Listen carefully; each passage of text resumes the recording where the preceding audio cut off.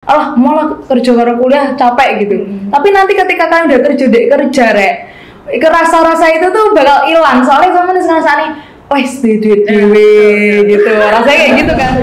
Jangan menggabungkan rekening pribadi sama rekening bisnis. Itu jangan. Kalau kalian gabungkan itu nggak akan bisa maju sih itu.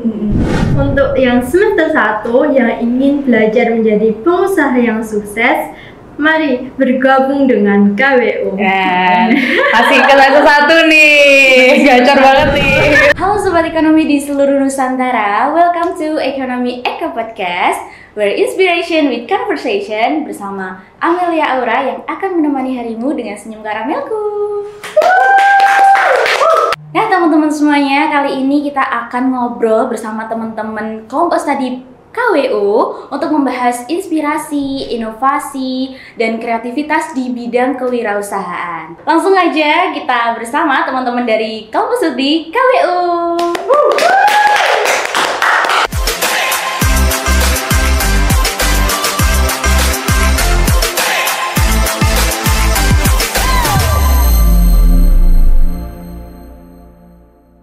Oke teman-teman semuanya, kali ini aku bersama kelompok studi dari KWU. Mungkin teman-teman bisa perkenalan dari namanya, kelas.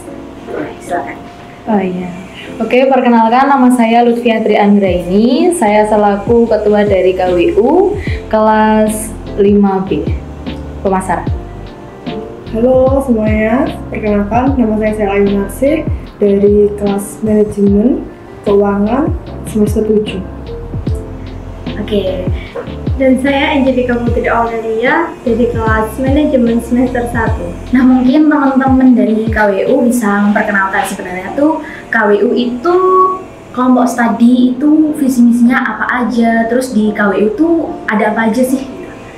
Oh, kalau visi misi dari KWU ini, visinya kita memberikan inovasi dan ruang untuk mahasiswa ini untuk berwirausaha tentunya ya Kak. Terus untuk misinya kita tentunya memberikan fasilitas bagi mahasiswa untuk ikut perlombaan kewirausahaan, untuk mendirikan usahanya gitu dengan dampingan dosen-dosen pendamping yang super berpengalaman gitu. Dan isinya nanti kita itu mentoring itu setiap hari Rabu. Lalu nanti tuh insya Allah kalau ada workshop dan lain sebagainya kita lakukan di hari Jumat. Lalu nanti untuk sharing time, untuk yang biasa-biasa aja dan nongki itu kita berikan bebas untuk adik-adik mau hari apa aja gitu. Berarti santai gitu ya di KWU itu. Iya. Jadi mendorong mahasiswa itu untuk berwirausaha gitu ya. Iya betul. Lalu di KWU itu kegiatannya tuh ngapain aja? Mungkin bisa dijelaskan. Jadi di KWU ini tentunya kita itu mentoring dulu ya Kak dengan dosen KWU yaitu Bu Rike dan Bu Diana. Dan Bu Rike ini setiap hari Rabu ini memberikan step-step yang adik lakukan untuk melaksanakan di setiap minggunya gitu. Jadi setiap minggunya kita berusaha untuk memprogreskan adik-adik ini untuk ya mengimplementasikan gimana idenya mereka, terus gimana mereka prosesnya mereka membangun ide ini, dari gimana pembentukan manajemen mereka, kelompoknya mereka, seperti itu. Oke, berarti prokernya tuh setiap minggu ya kalau bisa? Ya, itu jika lancar ya Kak gitu. Kalau juga adik-adik kan masih perlu tahu apa sih sebenarnya ini KWU ini seperti apa, terus gimana sih ini wirausaha yang benar dan baik gimana, mahasiswa ini gimana caranya gitu. Kita kan juga sibuk tugas Kak, kita juga sibuk ini Kak itu Kak. Jadi kita memahami sekali kalau adik-adik itu mungkin prosesnya ya nggak bisa cepet-cepet, nggak bisa kita paksakan seperti itu. Jadi ini ya membagi waktu antara kelompok studi dan berkuliah. Ya tentunya, dan mendirikan usaha gitu. Keren banget ya. Iya. Lalu kalau masuk KWU tuh sebenarnya ada syarat tersendiri nggak sih Kak? Harus pinter cari ide kreatif atau harus pinter cari ide-ide bisnis kayak gitu mungkin? Kalau kita welcome aja ya Kak, maksudnya terbuka bagi adik-adik yang mahasiswa FE tentunya karena kita KWU ini di Fakultas Ekonomi, jadi kita buka lebar-lebar bagi adik-adik ya siapa aja yang mempunyai minat dan mempunyai konsistennya untuk belajar ide bisnis ini sampai mereka nanti mendirikan bahkan nanti pendanaan itu kan juga ke mereka juga gitu, senangnya juga ke mereka, jadi kita nggak ada syarat khususnya, tapi yaitu semangat dan konsisten. Betul. Jadi ini ya, nggak ada syarat tertentu, siapa aja yang pengen belajar bisnis itu bisa semua join. Iya betul. Oke, luar biasa. Oke, untuk kakak-kakaknya bertiga ini sebenarnya dari personal sendiri tuh ada background nggak sih? Kalau diri sendiri tuh ada background kewirausahaan gitu.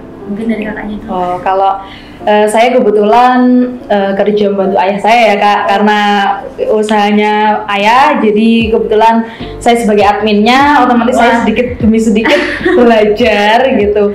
Terus kemarin juga kebetulan dapat pengalaman dari Wirausaha Merdeka kemarin, kita belajar untuk menentukan ide bisnis. Kebetulan bisnis saya itu adalah Cilo, chicken low calories gitu. Chicken Low calories. Jadi makanan ini itu diet, tapi dia tuh tetap ada basicnya, itu tetap ada nasinya. Jadi kita memikirkan gimana kalorinya itu harus pas.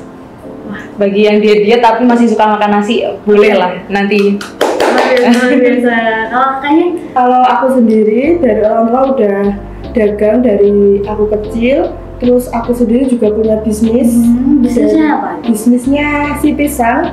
Si pisang. Iya, si pisang. Itu jualannya ada, sudah buka cabang juga di Kaliombo. Di Kaliombo. Datang. Olahannya itu berbahan dasar utama pisang. Jadi kita buat cemilan-cemilan yang berbahan utama pisang. Setelah itu ada beberapa juga yang ada cemilan-cemilan lain seperti risol gitu. Jadi banyak sekali sih sebenarnya. Jadi backgroundnya udah dari kecil dagang. Udah usaha ya. Usaha. Oke. Kalau kakaknya? Kalau aku sih, ibu aku kan jualan, jadi basicnya udah ada dapat dari ibu aku. Nah, karena kakak-kakaknya ini udah ada basic ya dari awal itu bahwa berbisnis gitu. Nah, tentu kalian kan ada ide bisnis gitu ya. Cara kalian menentukan ide bisnis itu kayak gimana? Kalau aku sih kenalin diri sendiri sih, kayak potensinya kayak gimana, terus target pasar itu kayak gimana. Terus kita kan jadi tahu sih, kayak kita mau buka usaha apa gitu dari potensi kita. Kalau menurut aku untuk buka bisnis ya Kak, kebetulan kan sebelum-sebelumnya juga aku pernah pre-love juga gitu, mencoba-coba sama temen, collab kayak gitu kan. Joinan gitu. Iya tentunya. Terus juga kemarin-kemarin itu kebetulan dapat beberapa pengalaman juga untuk endorse beberapa barang kayak gitu.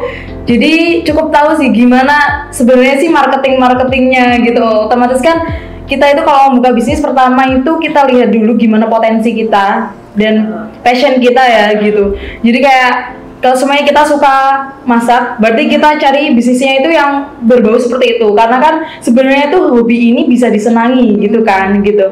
Nah nanti dari situ bakal ada semangat untuk buka bisnis ini gitu. Dan kita lihat dulu target pasar kita, sekitar kita, apakah kita mau di sekitar daerah rumah kita gitu, apa yang gimana yang low value atau yang medium, kita harus nentuin gimana harganya ini itu juga diterima dengan baik oleh bagian-bagian dari masyarakat kita gitu.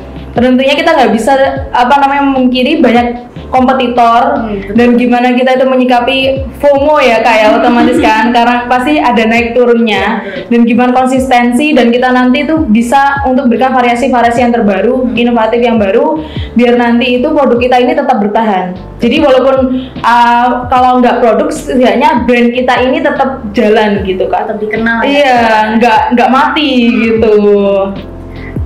Kalau dari aku sendiri tuh ide bisnisnya dari usaha si pisang itu awalnya tuh nggak kepikiran kalau mau buat bisnis itu. Jadi iseng aja coba kayak beli di dekat rumah ada juga usahanya banana roll, tapi kurang menarik gitu.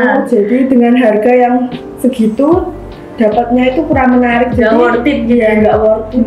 Jadi sampai rumah kita modifikasi produknya, kita atur dari kemasannya, bentuknya, rasanya, kita atur ulang, habis itu kita jual.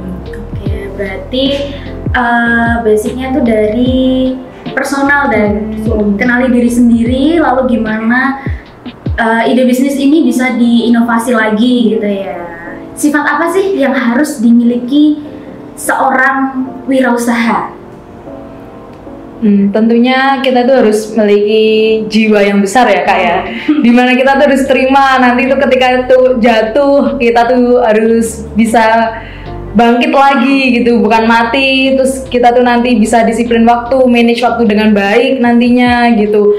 Gimana, soalnya aturan waktu ini tuh sangat penting Kak. Gimana mendominasi di bisnis kita, kapan kita tuh harus produksi, kapan kita itu harus melakukan operasional, terus kapan kita itu harus bikin konten, pemasaran dan lain sebagainya, itu harus tertata dengan baik. Kalau enggak, otomatis nanti bisnis ini tuh bakal rancu gitu. Ketika penjualan juga nantinya molor seperti itu. Kalau menurutku itu sifat yang harus dimiliki itu terutama harus berani ambil resiko ya. Kalau nggak berani ambil resiko, mungkin itu usahanya nggak akan maju. Terus yang paling penting juga itu sifat kepemimpinan. Jadi wirausaha itu harus punya sifat kepemimpinan dan berani ambil resiko. Kalau aku sih lebih ke berani mencoba sih, karena kalau kita nggak mencoba, kita nggak akan tahu sih gimana usaha kita. Berarti harus siap jatuh, harus siap ambil resiko gitu ya. Dan nggak lupa jujur Kak, karena menjaga ya kepercayaan pelanggan. Iya. Soalnya tuh susah ya Kak, kalau kita tuh nanti tuh udah pertama bagus nih, soalnya rasanya enak, sama ini ya F&B ya. Terus nanti tuh udah di akhir-akhir karena wis bahannya ini gini dan lain sebagainya. Nah iya, konsisten. Jadi harus jaga kepercayaan dari pelanggan-pelanggan ini gitu, biar gimana sih pelanggan ini balik lagi ke kita, pengen pesen lagi gitu. Tahan banting juga. Karena capek ya gitu, manage semuanya kayak gitu. Oke Kak, lalu ada nggak sih tips mulai usaha dari nol? Karena kalian kan basicnya masih mahasiswa gitu ya, jadi ada tips-tips nggak sih dari kalian buat teman-teman? Kalau menurutku, kalau tips itu jangan menggabungkan rekening pribadi sama rekening bisnis. Itu jangan. Itu penting ya, Ya, itu karena penting banget. takutnya Kecampur, ya, pengeluarannya.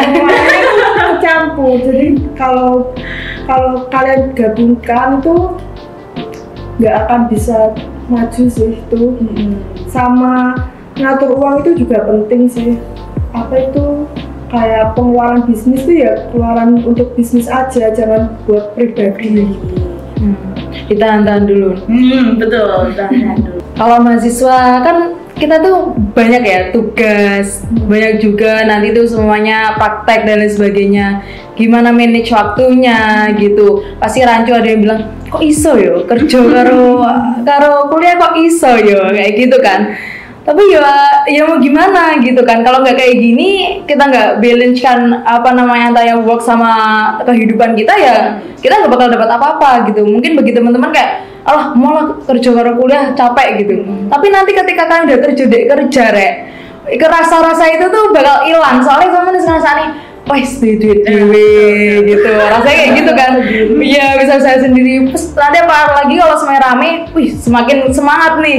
Wih hari ini sebenarnya omsetnya 1 juta, berarti besok harus bisa 2 juta dan lain sebagainya kayak gitu. Jadi pengalaman-pengalaman yang kalian dapat itu pasti lebih banyak otomatis ya gitu. Apalagi kalian nanti kenal-kenal dengan mitra-mitra, dengan UMKM yang lain gitu, dengan coach-coach yang lebih handal. Seneng banget sharing-sharing sama orang yang lebih handal itu, seneng banget gitu kan. Jadi nanti itu pasti pengalaman-pengalamannya tuh bakal lebih luar biasa daripada yang lain. Itu kalian harus coba dulu.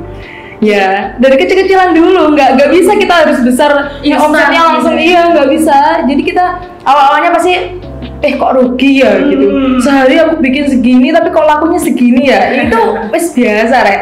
Sampai buang-buang pun itu udah kayak ya kita ya resikonya seperti itu gitu. Tapi kalau nggak kayak gitu, nggak dari saya kayak gitu, nanti itu nggak bakal ada progresnya. Jadi harus semangat terus semangat. Kalau bisa ya nanti ada karyawan kayak gitu. Kan kalau udah ya udah bisa gaji karyawan, ya kenapa kita susah-susah? Tinggal mandorin tuh selesai kayak gitu. Iya betul. Iya. Dengan menerapkan bisnis plan sih, kita dapat belajar bisnis plan itu dari seminar-seminar atau workshop tentang kewirausahaan. Gitu. Jadi kita sebagai mahasiswa tuh harus banyak-banyak belajar ya. Dan juga harus berani rugi untuk memulai bisnis dari nol. Jangan langsung patah semangat gitu ya. Betul, HPP-nya dipikir soalnya. Nanti kalau udah kayak gitu, HPP-nya dipikir dulu. Selanjutnya. Nah, ya, karena usaha sama jualan beda ya, Mbak. Sama bisnis untuk jangka panjang. Kalau jangka pendek sama jualan ini yang tren ini, jualan itu yang tren ini gitu. Oke lah, itu namanya bukan bisnis ya, kayak sama jualan yang kayak FOMO aja gitu. Karena ngikuti tren. Iya betul. Nah, buat teman-teman ini ada nggak strategi marketing buat bisnis kalian biar pecah telur gitu?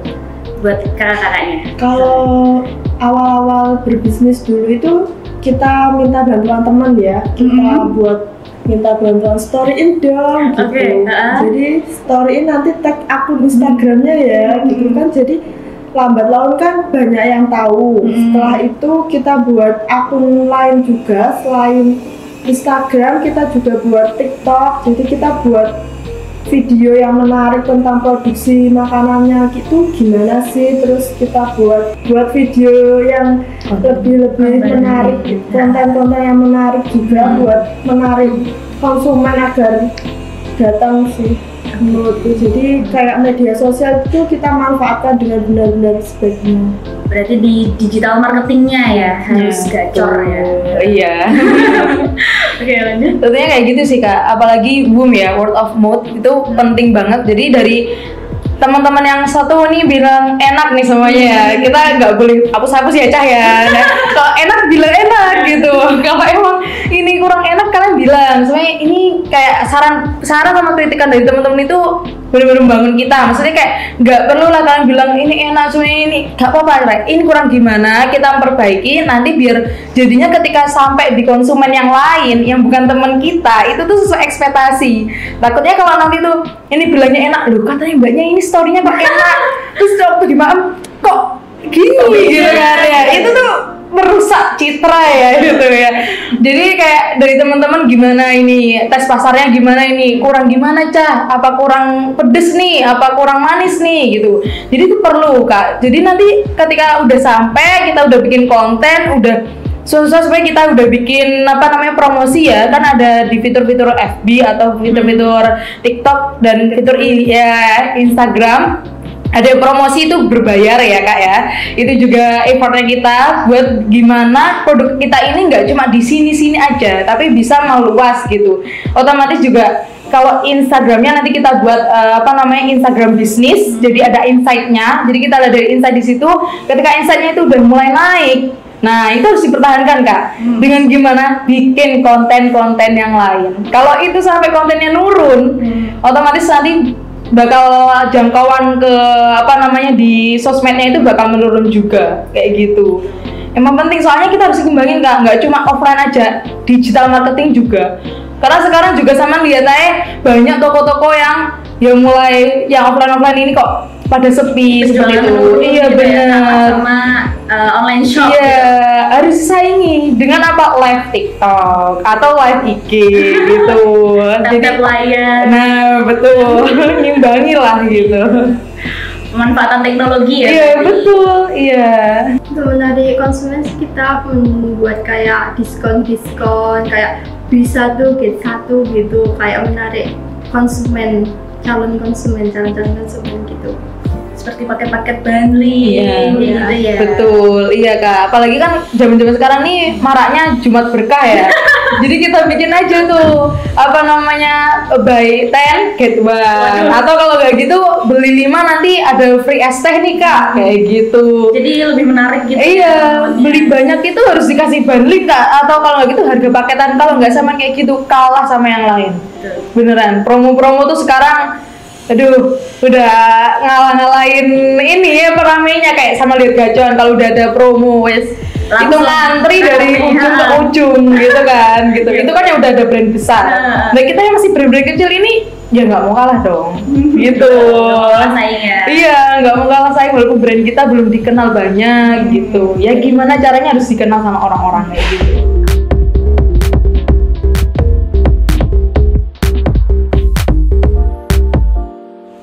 Nah karena kita udah tanya-tanya ya, kita bakal main games seru-seruan ya sama teman-teman ini. Nama gamenya adalah yes or no, nanti bakal dijawab sama teman-teman. Menurut teman-teman nih ya, penting nggak sih melakukan riset pasar dan menentukan target pasar ya? Dijawab bareng-bareng ya, 1, 2, 3, yes or no? Yes. Yes. Alasannya? Biar diterima di masyarakat. Biar diterima. Itu biar kita tahu selera masyarakat itu kayak gimana. Oke. Lingkungan dan pesaing sih. Lingkungan dan pesaing. Pertanyaan yang kedua, tidak penting menentukan modal usaha. No. Waduh, yang malah beda sendiri teman-teman. Oke, alasannya yang pertama. Yang pertama, kalau menurut saya nanti nggak bisa prepare. Ini bisnis mau dibawa kemana, arahnya kemana, gitu. Aku nggak setuju ya sama soalnya aku dulu bangun bisnis si pisang itu mulanya modalnya cuma 100.000 dan nggak prepare sama sekali. Jadi untuk kedepannya itu kita bisa menyisihkan dari keuntungan penjualannya itu nanti kita bisa putar balik. Kalau jadi jangan yang tadi ya, pernyataan yang tadi jangan menggabungkan uang usaha sama uang pribadi. Jadi nanti kedepannya usahanya bisa dikembangkan dengan uang usaha itu sendiri.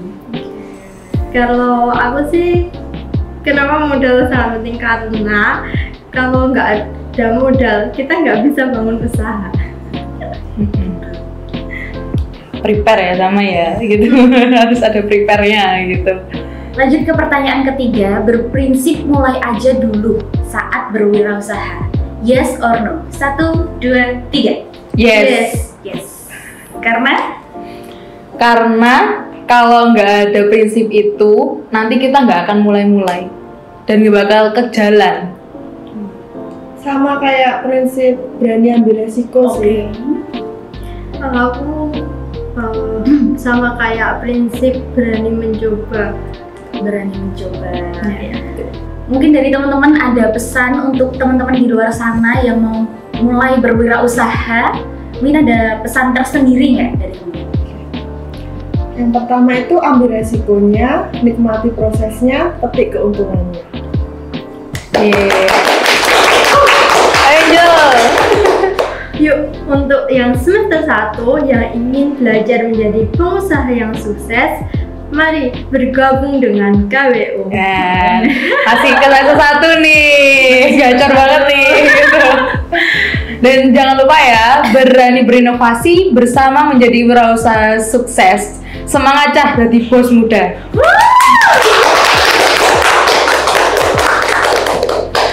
Oke, terima kasih teman-teman semuanya yang sudah nonton, dan sampai jumpa di Ekonomi Eko Podcast selanjutnya.